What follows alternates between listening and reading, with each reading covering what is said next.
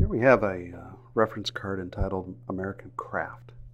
Craft is basically ceramics, glass, jewelry, weaving.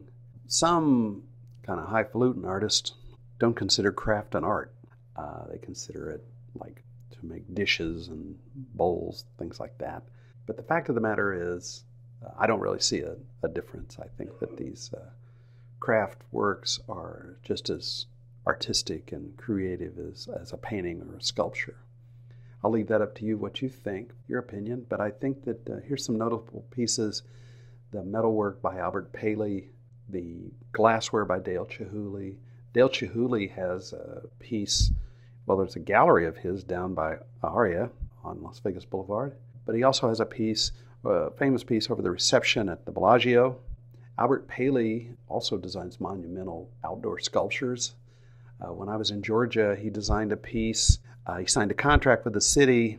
Everything was going fine. It was going to go in front of this library. It was part of a 1% toward the arts for the building project. But it was an abstract piece, and once he drew it, or once it appeared in the newspaper, the public come out against it. So they actually rescinded the contract. Well, I'm sure Albert still got to keep his money, but it was also somewhat embarrassment for the rest of us that are culturally interested in the city, because we felt that it would be eventually the public would come to really enjoy the piece.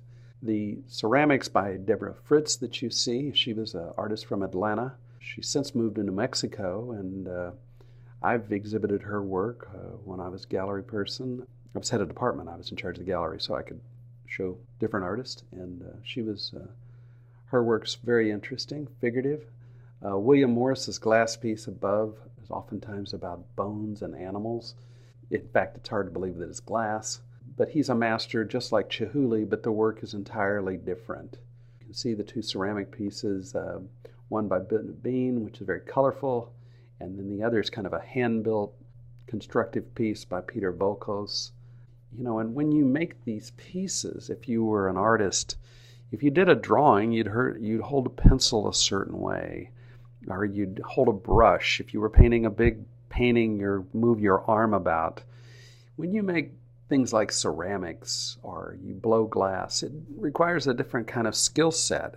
And so let's say if I asked you if you could draw or not, and you said I couldn't draw a straight line, well, it may be that you couldn't draw a straight line, but it could be that you could actually make some ceramics or make some jewelry.